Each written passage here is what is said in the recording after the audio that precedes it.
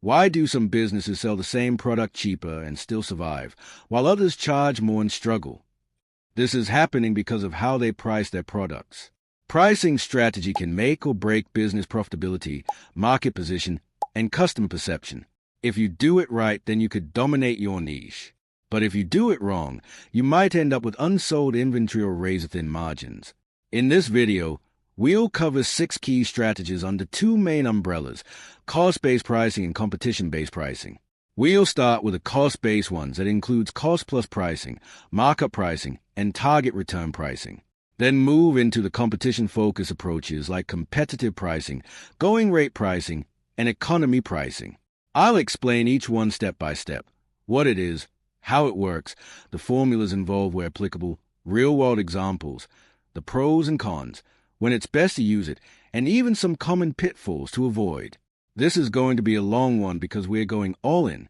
If you're watching this for school, work, or your own business, grab a notebook, a coffee, and let's get started. All right, let's start with cost-based pricing. We'll be covering 3 main types of cost-based pricing: cost-plus pricing, markup pricing, and target return pricing. But before we jump into each one, let's first understand what cost-based pricing actually means. The cost-based pricing strategies start with your internal costs, the money you're spending to produce, distribute, and sell your product, and then build the price from there.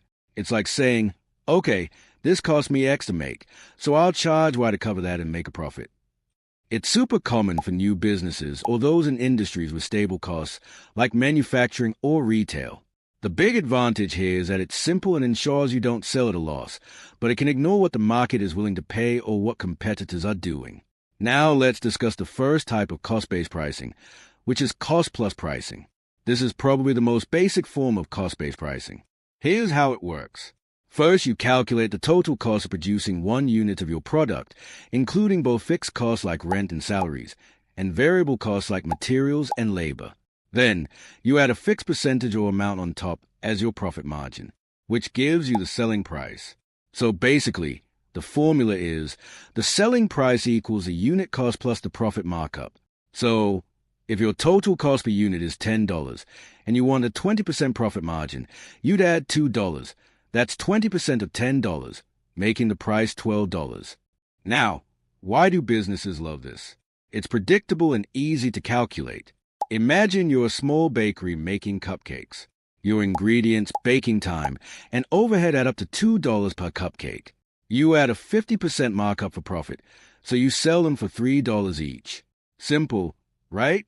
Big companies use this too, like government contractors or construction firms where costs are bid out and they tack on a standard profit percentage to ensure they hit their margins. To understand this better, let's look at real-world examples, such as Boeing and Lockheed Martin in the aerospace sector. They often use cost-plus contracts with the government, where they bill for all costs incurred plus a fixed fee or percentage for profit. During the development of the F-35 fighter jet, Lockheed used cost-plus elements to cover R&D uncertainties. This approach protects companies from cost overruns, but it also has a downside. Because their costs are covered, there's less pressure to control expenses, which can sometimes lead to inefficiencies. One of the biggest advantages of cost-plus pricing is transparency. It makes it easy to explain and justify your price to stakeholders or customers. It also helps guarantee a profit, as long as your cost estimates are accurate. This strategy works especially well for custom products or services, where costs can change from project to project. For example, in consulting or freelancing, someone might charge their hourly rate and then add an extra 30% to cover overhead and profit. Now, let's talk about the downsides. Cost-plus pricing completely ignores customer demand. If your product costs you $10 to make, but the market isn't willing to pay $12, you're stuck. It also doesn't consider competition. If competitors are selling similar products for $9, your price instantly becomes uncompetitive. Another issue is that it can reduce the incentive to control costs, because profit is already built into the price. And finally, when costs change due to inflation or supply chain problems, prices need constant adjustments, which can frustrate customers. So, when should you use cost-plus pricing? It works best in markets with low competition, for new products where demand isn't clear yet, or in B2B situations where costs are the main factor driving the price. However, It's not a great choice for highly competitive or price-sensitive consumer markets. One important tip: always double-check your pricing with market research, so your added margin doesn't end up pushing you out of the market. Now let's move on to the second cost-based strategy, markup pricing. It's very similar to cost-plus pricing, and people often use the two terms interchangeably, but there's a small difference. Markup pricing specifically means adding a fixed percentage to the cost price to arrive at the selling price. This approach is extremely common in retail, so you can think of it as a retailer's version of cost-plus pricing. The formula itself is simple. Selling price equals cost price times 1 plus markup percentage. For example, if a wholesaler sells you a shirt for $20 and you apply a 100% markup, which is quite common in the fashion industry, you would sell that shirt for $40. That extra $20 helps cover expenses like store rent, staff salaries, marketing, and of course, profit. So why do retailers love this approach? Because they deal with hundreds or even thousands of products. Using a standard markup makes pricing fast and consistent.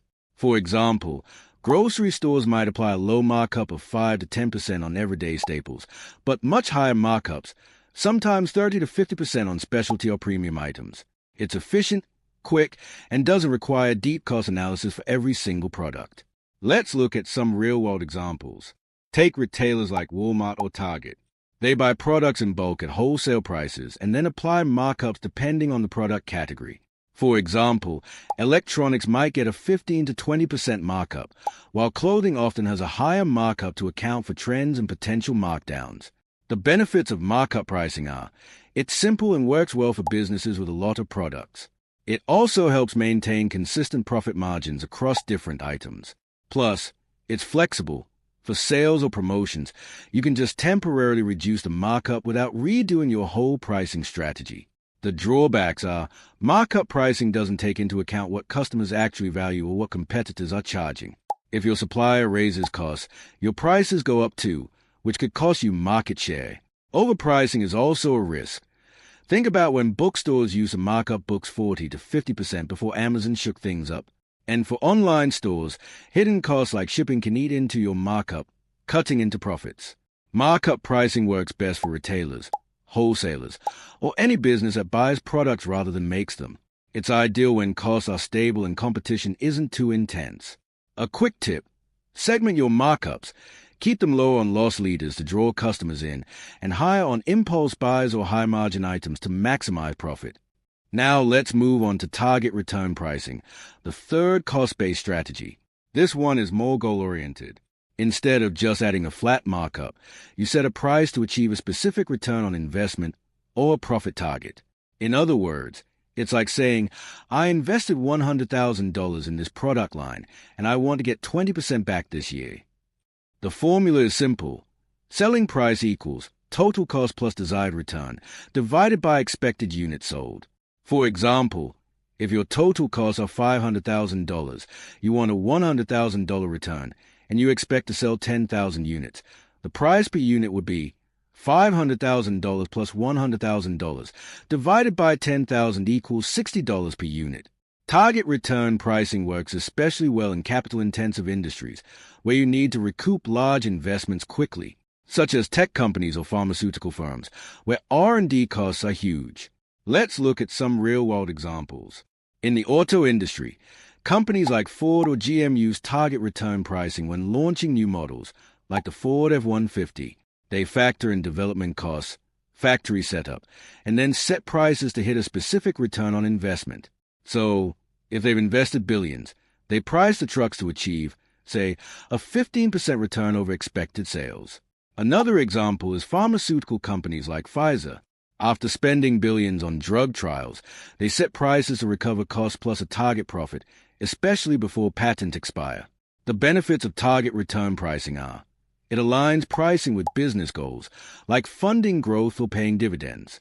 It's forward-looking, encouraging efficiency to meet sales targets, and it's great for break-even analysis. If sales fall short, you know exactly how to adjust. The drawbacks of target return pricing are: it depends heavily on accurate sales forecasts. If you overestimate how many units you'll sell, your price could be too high, which might kill demand. If you underestimate, you leave profit on the table. It also ignores market dynamics. Customers don't care about your ROI. They care about value. And big economic shifts, like a recession, can throw everything off if sales volumes drop unexpectedly. When should you use it? This strategy works best for new product launches, high investment projects, or regulated industries where profits are capped, like utilities. Pro tip: combine it with sensitivity analysis. Ask yourself, what if sales are 20% lower than expected? And remember, pricing isn't set and forget. Monitor and tweak your prices regularly, ideally every quarter. All right, that wraps up our cost-based pricing strategies. These methods focus on your internal costs, which is great for covering the basics and ensuring profit. But if you ignore the outside world, you could be leaving money on the table. That's where competition-based pricing comes in. This strategy shifts your focus outward, looking at what your competitors are doing, market standards, and positioning. It's more dynamic and customer-focused, but it also means you need to keep a close eye on the competition. Competition-based pricing can be divided into three main types: competitive pricing, going rate pricing, and economy pricing. Let's start with competitive pricing. This strategy is all about setting your prices in response to what your competitors are charging for similar products. You might price below, at, or above them depending on your approach. Now there comes three definitions that we need to understand first.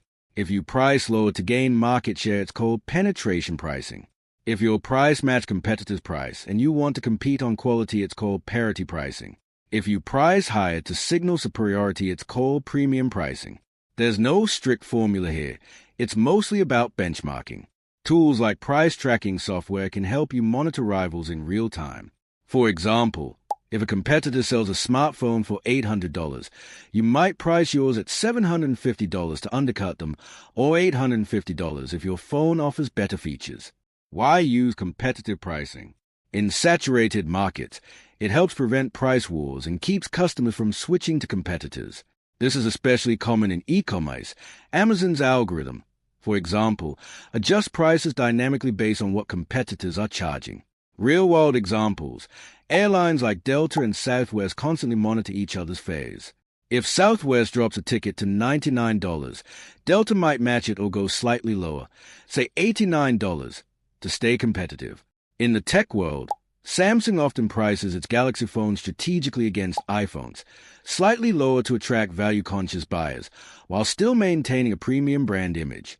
The benefits of competitive pricing are: it keeps your business market relevant and responsive, and can help build customer loyalty if you're seen as fairly priced. It works particularly well for commoditized products where differentiation is low, like gas stations.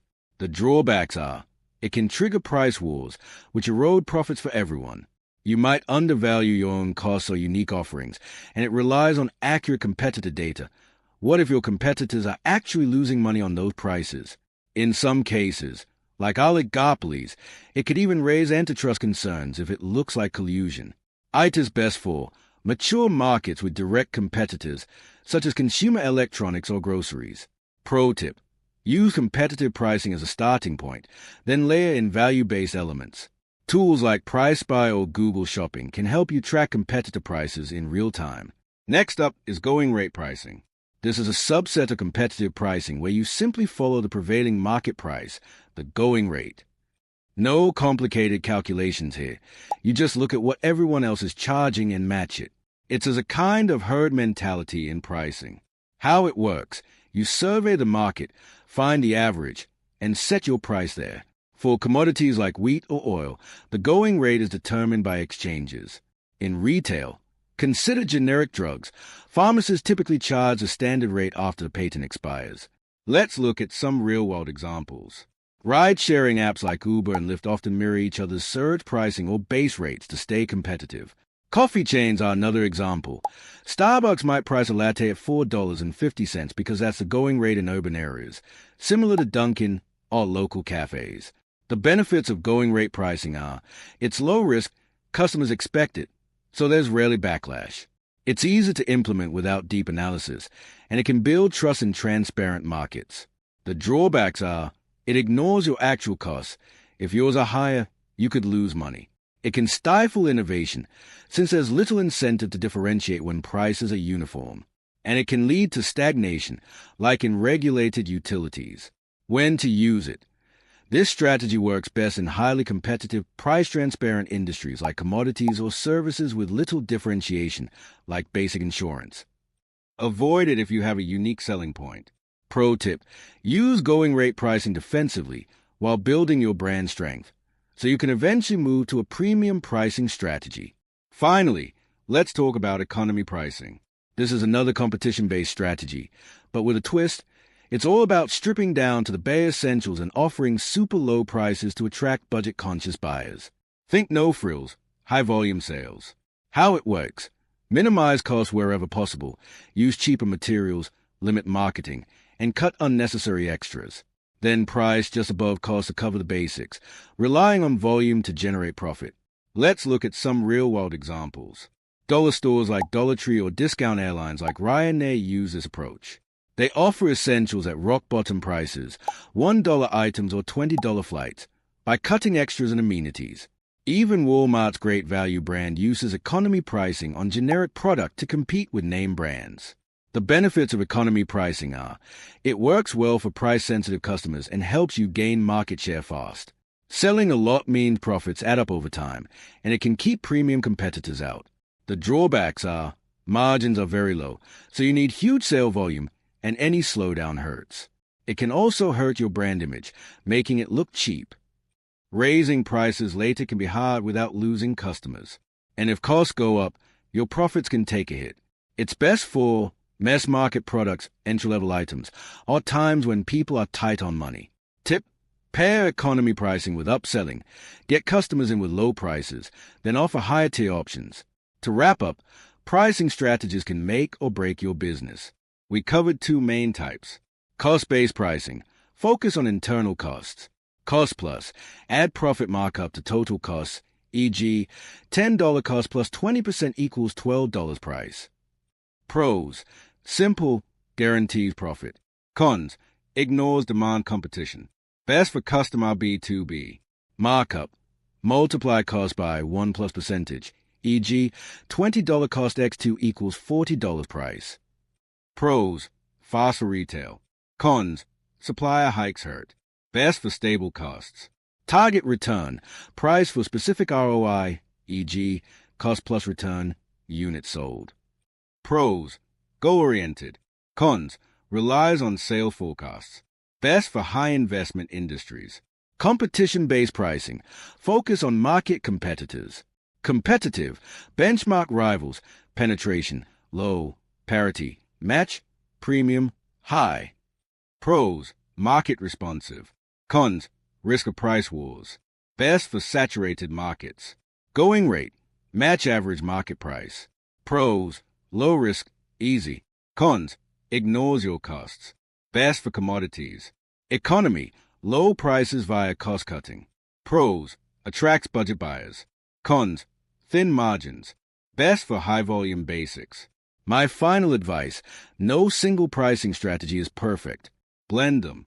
Start with a cost-based approach to set a floor, then adjust using competitor insights. Test different prices. Track results like conversion rates, and always think about customer value. What are they really getting? If this video helped, hit like, subscribe for more business tips, and drop a comment. What's your go-to pricing strategy? Thanks for watching,